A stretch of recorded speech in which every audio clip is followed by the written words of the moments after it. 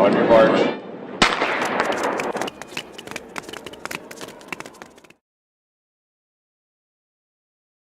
Alright, I'm here with Molly Applegate and McCall Leggett. You just finished 4th and 5th at the Collegiate Running Association Half Marathon National Championships. Alright, so going into this race, how did this 13.1 fit into your guys' season plan? Well, usually we do Sunday long runs, so it was a really good day to just kind of get out there. And I mean, it was a really fun way to do a long run, so it fit in perfectly. Nice. Yeah, and like we're done with this. We're pretty much done with the season, so it's just kind of like a tune-up before we start indoor and stuff. So.